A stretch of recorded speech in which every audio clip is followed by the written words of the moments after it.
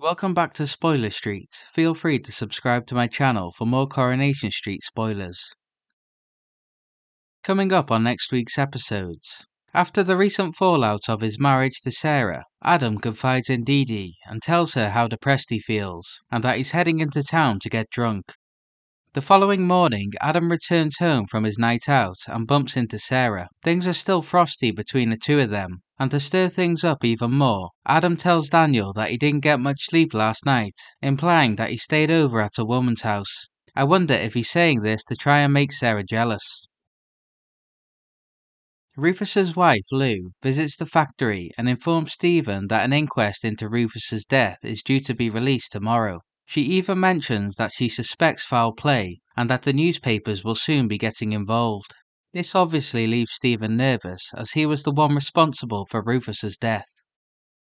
Later on in the week, Stephen attends Rufus's memorial in an effort to make himself look less guilty. Lou then tells Stephen that a tie pin had been found at the side of the pool where Rufus drowned, which she doesn't recognize as belonging to her husband, so she will be handing it over to the police as possible evidence for the case. Once again, this leaves Stephen panicking, as he realizes the tie pin actually belongs to him, and they are one step closer to catching him. Lauren begins working at the cafe, but her first day gets off to a shaky start, as she struggles to get the hang of things. Later on, Lauren will notice Max and Sabrina talking at the bus stop. Lauren then receives a text message from Max saying that he's too busy to hang out with her at the cafe, but Lauren knows that Max is lying to her and is choosing to spend time with Sabrina instead of her. I wonder if Lauren will end up confronting them. Chesney discovers that Gemma has lied to him, as she is secretly heading off to meet a man named Henry in town. After Chesney confronts them, he soon realizes that Gemma is trying to convince Henry to buy the Rover's return from Jenny, as Jenny is struggling financially to keep the pub alive.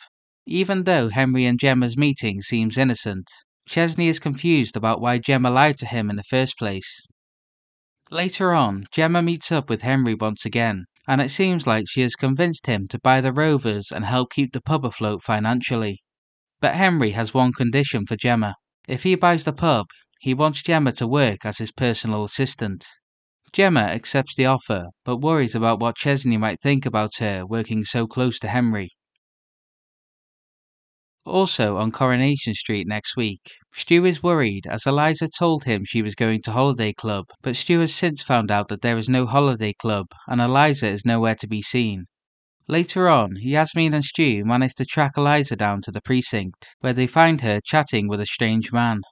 This comes only a few days after Stu caught Eliza talking to a random man online, so this meeting is obviously very disturbing for him to discover. I wonder if there is an innocent explanation for this, or has Yasmin and Stu managed to save Eliza just in time? Thank you for watching. Please leave a like and a comment as it really helps my channel. Thank you.